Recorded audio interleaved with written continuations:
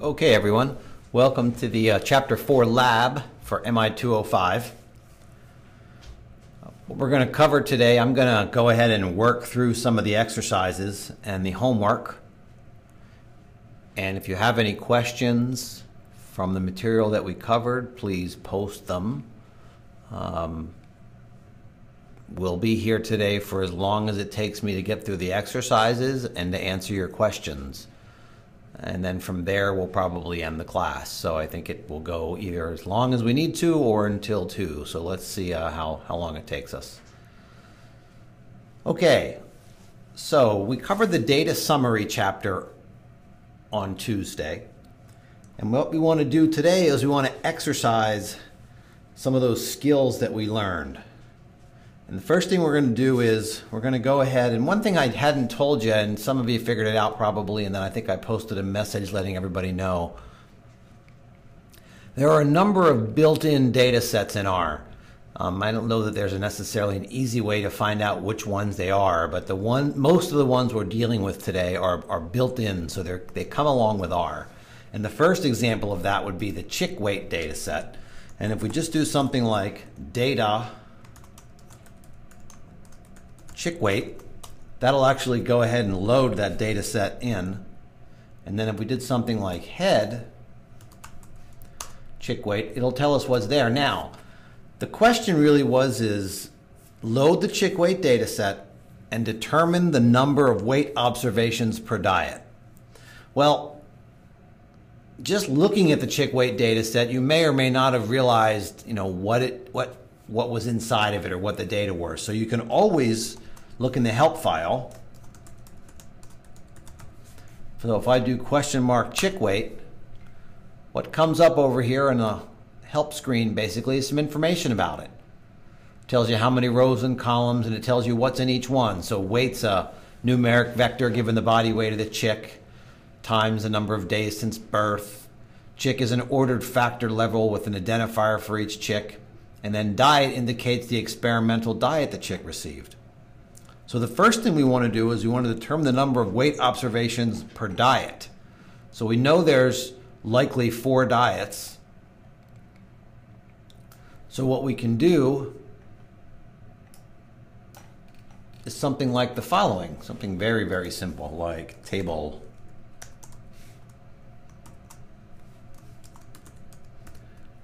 chick weight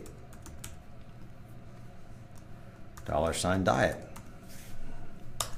And that'll give us a quick frequency table there, and it tells us for each diet how many weight observations were there, and there's 220, 120, 120, 118.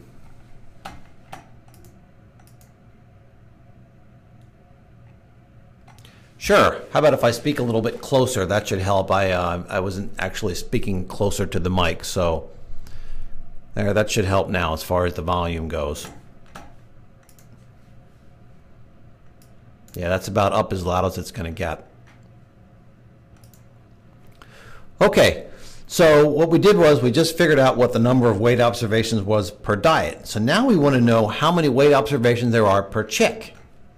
So if we want to do that per chick, pretty actually easy. We could just use the table command.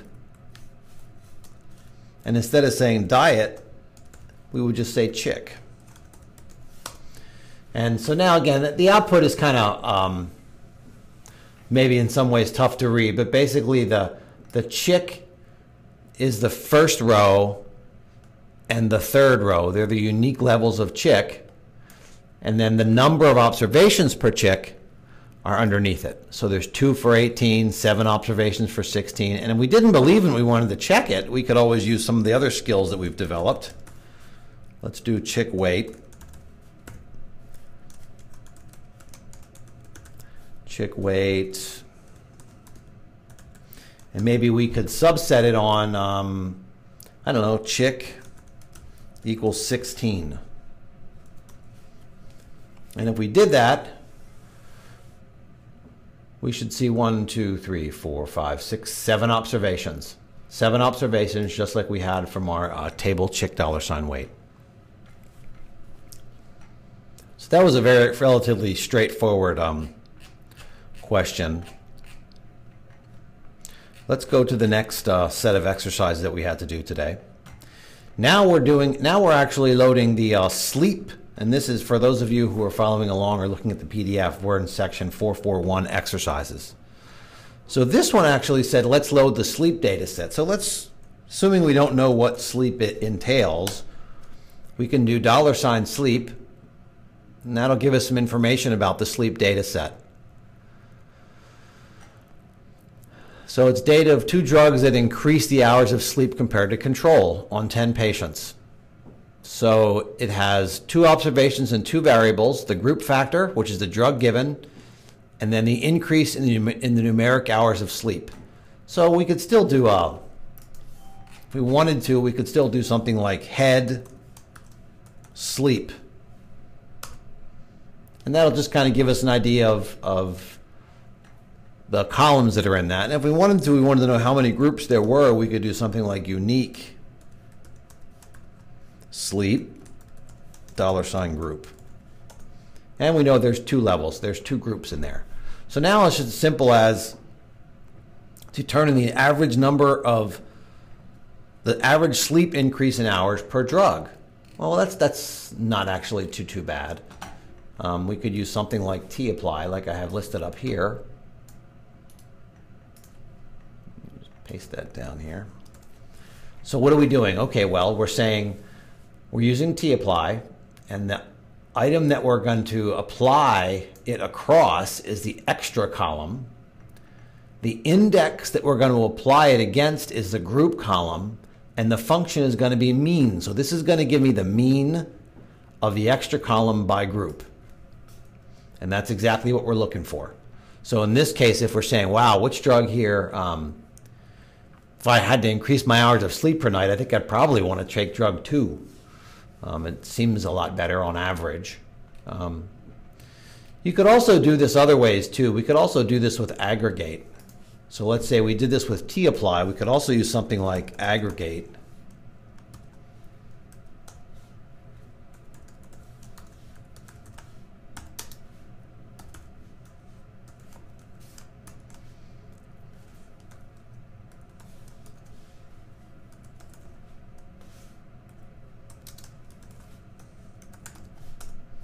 And we're going to get a similar result, maybe in a more usable format. It really depends upon, again, what you're going to, so there's what you're going to do with it later on. But the short answer here is there's more than one way to kind of get to the answer in R. These functions are very similar, and a lot of times it's just a matter of what the output looks like that it gives to you. So we end up with the same answer here. Now we just have it spread into columns, where group.1 refers to the sleep group, or the drug group, and X is the mean, or the average increase in sleep. Same answer.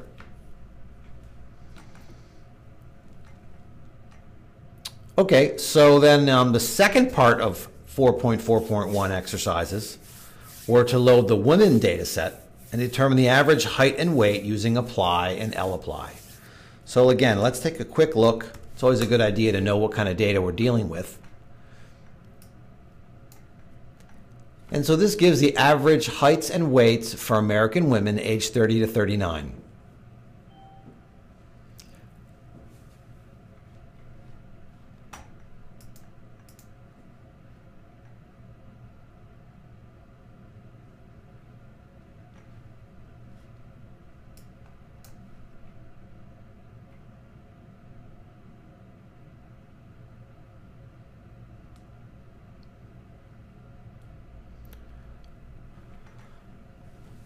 When he raised the question that on their particular RStudio console they've lost the prompt. Well, if you notice on my screen here, if you mess with this little slider window here, this little slider on the right side of the window, you can move that up and down. Other than that, I'm not sure why you might have lost the prompt. I mean, typically there should be no problem with RStudio and that going away. So anyways, I was saying, this contained heights and weights, and what we wanted to do is we want to take and determine the average height and weight. And we want to do it in 2 different ways. We want to do it with apply, and we want to do it with lapply.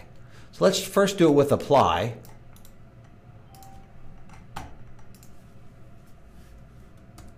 So in this case, what are we doing? Well, okay, with apply, if we remember, we have to pass it the item, the data frame or the object we're dealing with. So in this case, the woman data frame.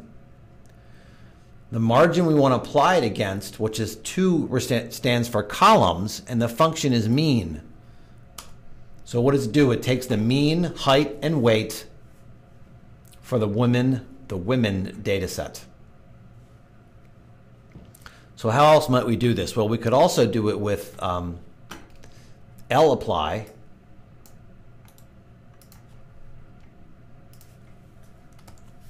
Now we just have to pass women and mean. And again, we pretty much get the same thing back. In this case, we get a list back. So again here, the goal isn't so much to necessarily be able to do it both. There's no necessarily a benefit of one way or the other, apply or lapply. It's a matter of what the output looks like and what you might use it for in the long run. So again, there's probably other ways you could do this too, either more convenient or less convenient. I guess it depends. So there's lots of different ways you could have gotten to this answer. Okay. Let's go ahead and move to the actual homework. And just to remind everybody what our homework was for this week, in addition to doing those exercises,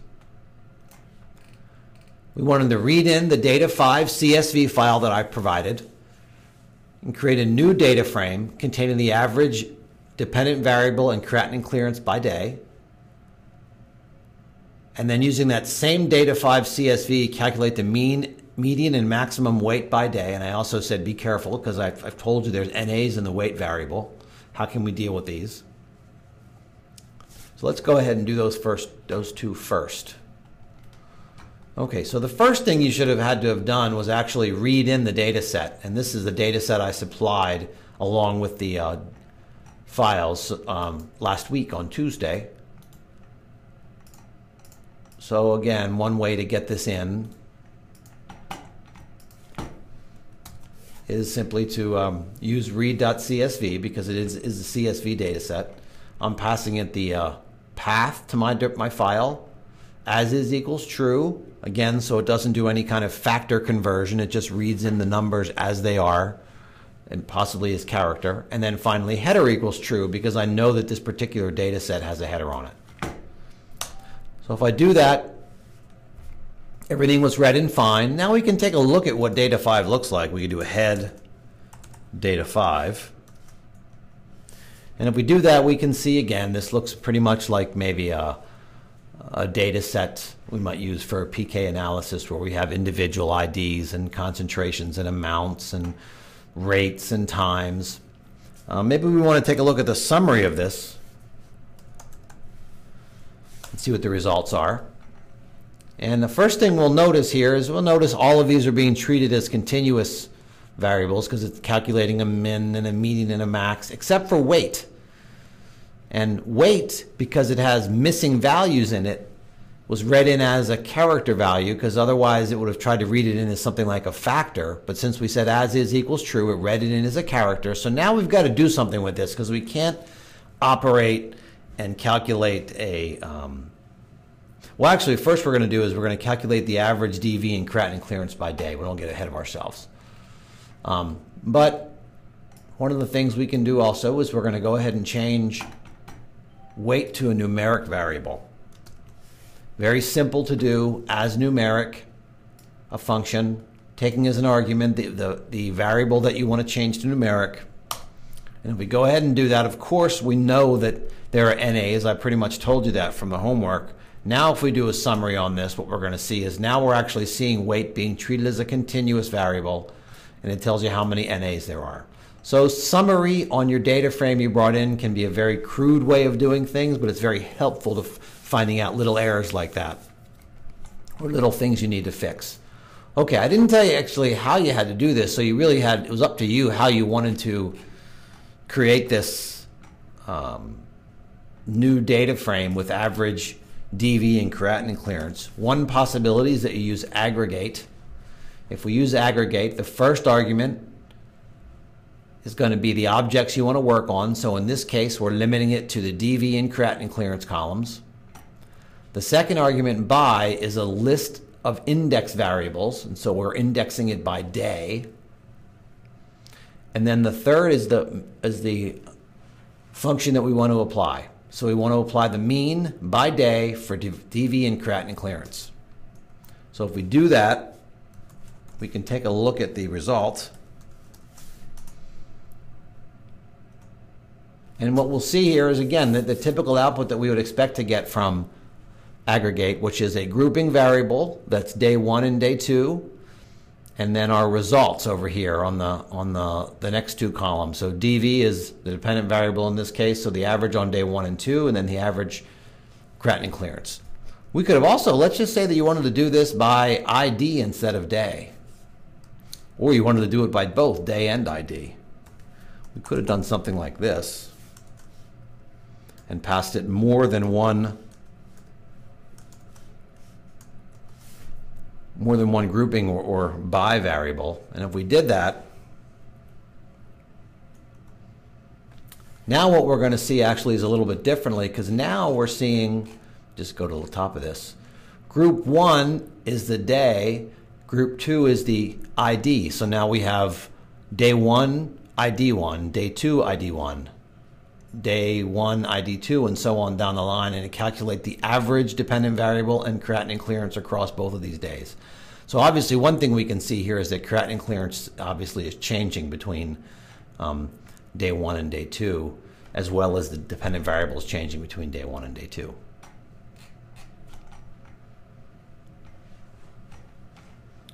Okay, so the next thing I ask you to do is calculate the and one of the things I did up here, actually, if you want to make this a little bit more understandable, once you run that aggregate function, the resulting data frame it's not as informative as to what group 1 means. So we could have supplied names to that data frame. Here we're using the names functionality and supplying some arguments to it.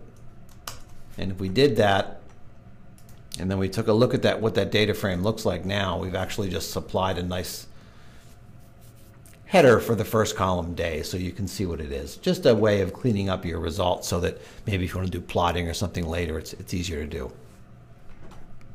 Okay, so the next one I asked you to do was calculate the median and maximum weight by day. And I actually indicated that there's missings in the weight variable, so we have to take care of that.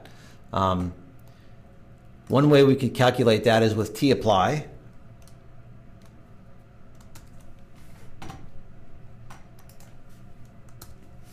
And what we're going to do is we're going to use the weight variable. We're going to index it by day. The function we're going to supply is mean. And now I also supplied this na.rm equals true. And what we're telling you basically there is to remove any NA values before you give the result. So if we do that, we see then for day 1 and day 2, that's the average weight. Now let's just say that we didn't remove any NA values. What would we end up with? Well, then we end up with NA for both. All that basically says is there's at least one NA value for day 1 and day 2 for some subject or some percentage of subjects. So having that na.rm equals true, and that's kind of how we deal with missing weights. I mean, that's a very naive way of dealing with missing weights. I mean, there's other, if it's really important that you not throw out data in this case, that you really keep those patients in, you might have to think about how you might want to deal with those. Maybe you want to impute them in some way, base it upon somebody's previous weight. But nonetheless, if we're comfortable in getting rid of them, na.rm will just get rid of those missing weights before we actually do the calculation for mean. Okay, so moving on down through the homework, the next assignment was, lots of examples, we used that duplicated function with the logic or the bang operator to limit problem 1 to 1 row per individual prior to performing data summaries. And we talked about why we might want to do this. Mainly because when we're dealing with a lot of times what we want to calculate, like I said, is an average weight or an average creatinine clearance or some average across subjects, and we don't really want to base that average upon all the rows in the data set, especially if, say, all that you've captured was baseline weight. You really only want to capture one weight for each individual to do the summary, because you don't want the number of rows per individual to influence those results. So what I've asked you to do is generate a logical vector that can be used to subset prob1 to one line per individual, and then determine the minimum and maximum creatinine clearance in this subset. Now there's numerous ways you can do this, everything from one step to a couple of steps. So first of all, we're going to have to do is read in the prob1 data set.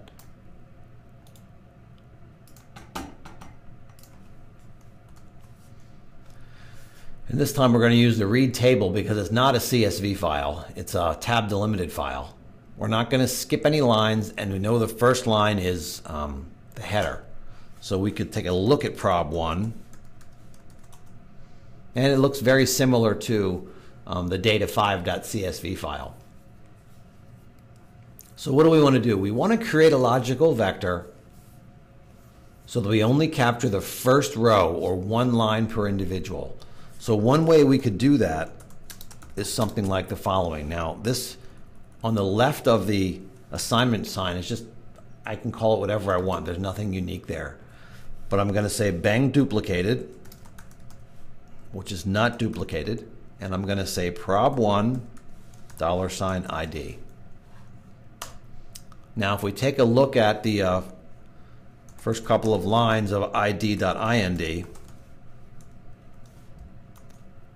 what we'll see here is exactly what we thought it was going to be. It's a bunch of true and falses. And if we really want to know if it's a logical or not, we could say something like is logical id.ind. And this is simply a function that says, is this particular R object a logical object or not? So does it contain true and falses or not? In this case, it does. So now what we want to do is we want to limit the prob1 data set based upon this logical vector or object. So that's pretty straightforward. We did this at the end of Tuesday's class. So here we're going to use the subsetting operator on prob1, and we're going to pass in id.ind as kind of like a key. It's going to tell you, well, okay, I want the first row of prob1, then I want to skip the next couple of rows, then I want the 16th row of prob1. So it's only going to keep the rows where id.ind is true. And we could do a dim on prob1.ind. Oh, we have to spell it right first. And we see there's 40 rows, 13 columns. Now, if we look at prob1, we would see there was 600 rows and 13 columns. So prob1.ind definitely contains less rows.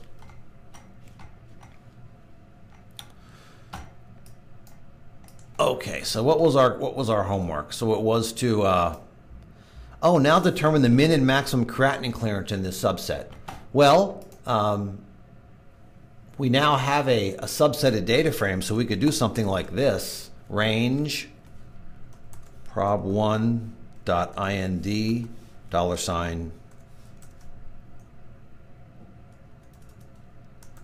$creatinine clearance, and it's going to give me my range. Range is a function, a built-in function in R that gives you back the lowest and the highest value.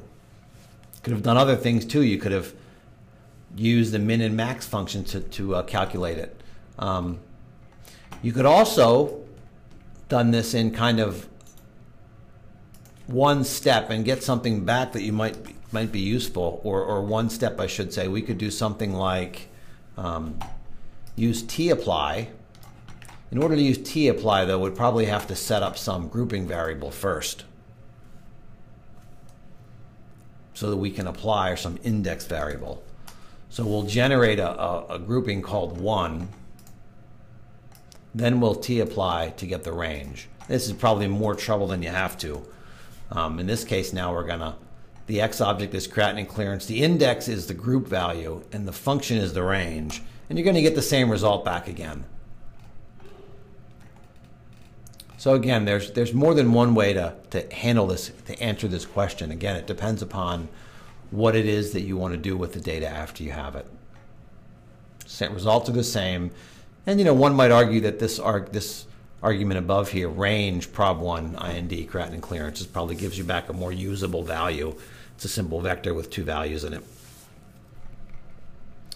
Okay then, for the last homework question, we want to go back to the women data set, and this kind of combines some of last week's work with Tim as well as this week's work. And we want to write a function that converts weight in pounds to weight in kilograms. And then convert the weight variable in the women data set from pounds to kilograms using your function with lapply. So I think somebody actually asked this earlier in the week on Tuesday. Could we use a user-supplied function here to get this answer? And so the short answer is yes, you can. So let's do this. Let's go ahead and take a look at the women data set again. And remember, we know that weight's in pounds. In fact, it tells you that over here on the help file. We looked at it. So what we want to do is we want to write a function that's going to kind of convert weight in pounds to kilos.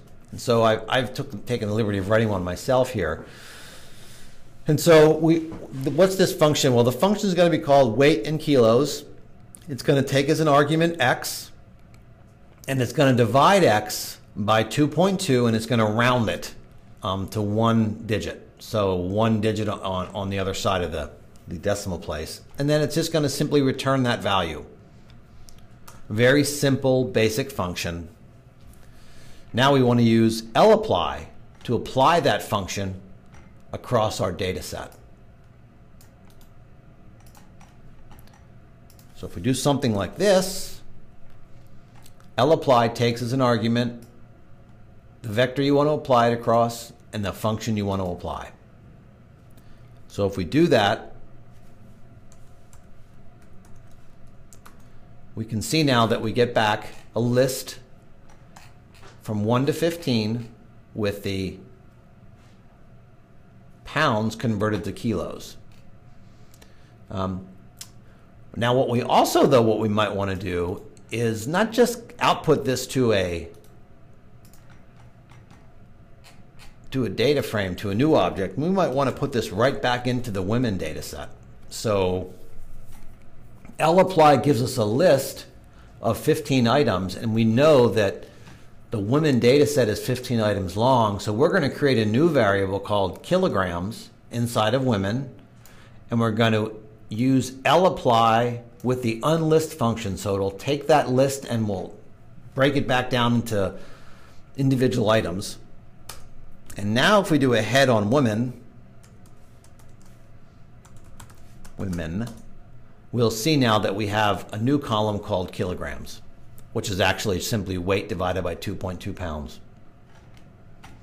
Another way to do this, even probably simpler, is a similar function. It's kind of a sister function to lapply called sapply, which gives you back the simplified result. So in this case, let's take a look at what sapply would give us back.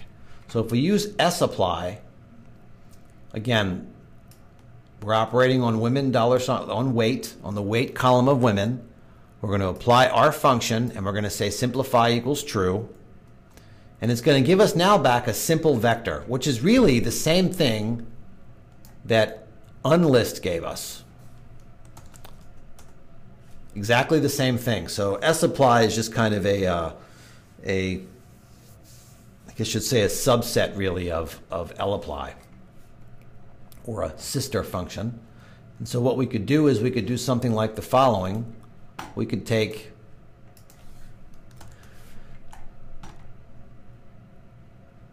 sapply, and we're going to create yet another column called kg2 in women. And if we look now at head women, kg and kg2 are going to be exactly the same thing. So it's exactly the same result. One might argue that this last usage of sapply probably is the simplest and most easiest to understand. rather than lapply and unlist. Though again, really it depends upon what it is you're going to be doing with the results, what functions you use to get there. Okay, that covers the exercises and the homework. So I'm going to put out any questions anybody might have, and I'm going to be kind of silent for the next couple of minutes, waiting to see if there's any questions, and I'll be happy to answer those.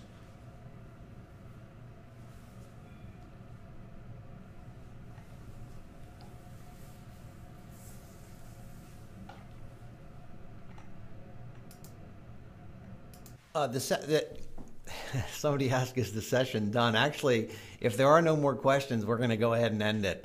I haven't gotten any at this point except for the ones early on. So there's really no more material to cover. So if you don't have a question, you feel free to log out. And if I don't get any questions in the next, say, minute or so, I'm going to go ahead and stop the session. So.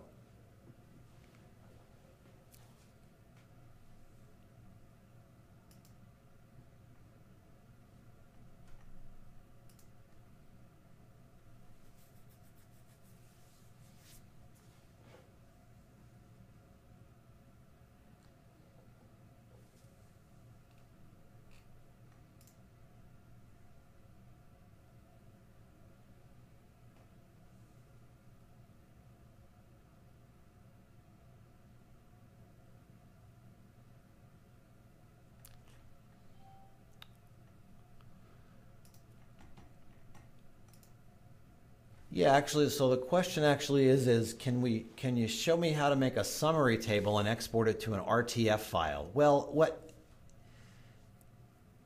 I can do is you can make a summary table and export it to a CSV, and then you can import that CSV into say Microsoft Word or something like that. I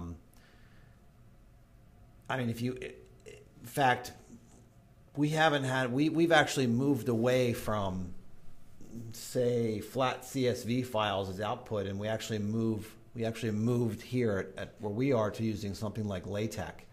But let me go ahead and let me just give you an example of how you might write something out. Let me take one of these examples of something we've already written here. Yeah, actually, we'll take this column. We'll take the mean creatinine clearance data frame. So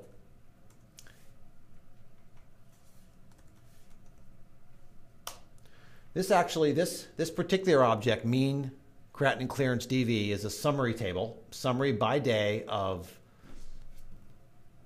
mean DV and creatinine clearance. If you want to write that out as a simple flat CSV file, you could do something like write.csv, the name of the R object,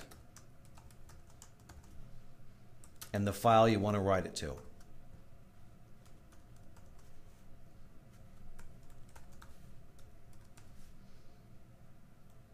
And if I do that, if I look over here in my files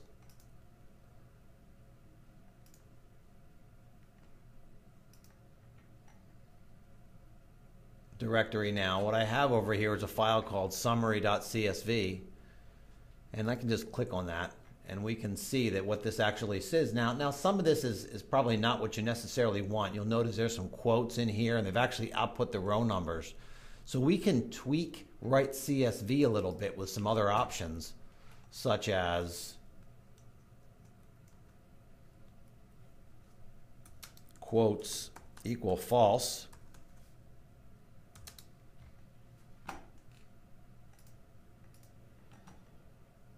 and row dot names equals false. And quotes isn't the right thing, it's actually quote, not quotes.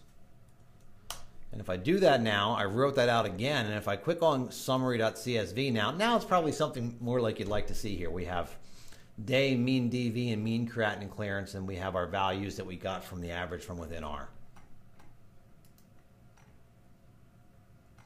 So that's a simple way of writing out, say, a CSV file then.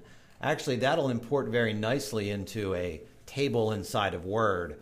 You'll actually have to do some more formatting and things for table headers and stuff like that. depending upon what you're doing it for and how much time you want to spend, going from R to LaTeX is something that's very, very nice to do once you spend the time and effort to understand how to write LaTeX code. But the method I just showed you of writing CSV will take really any R object. It's not limited to a summary table. You could have also written something like this. We could have written, maybe we wanted to write out the women data set.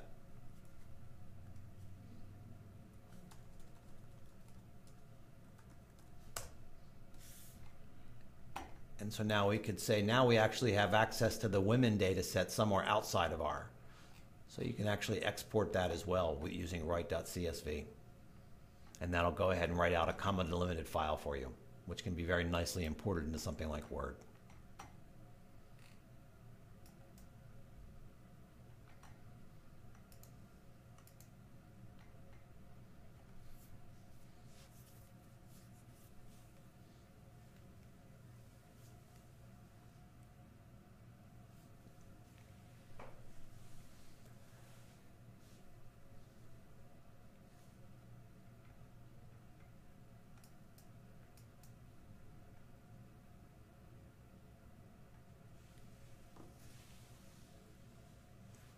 Okay, well, I think that'll do it for today. I will post the homework, this R script that you see up in the upper window here, this homework4.r. I'll go ahead and post that a little later today to the class site so you have access to it. And have a good weekend all, and we'll see you we'll talk to you on next Tuesday for the next lecture. Thanks.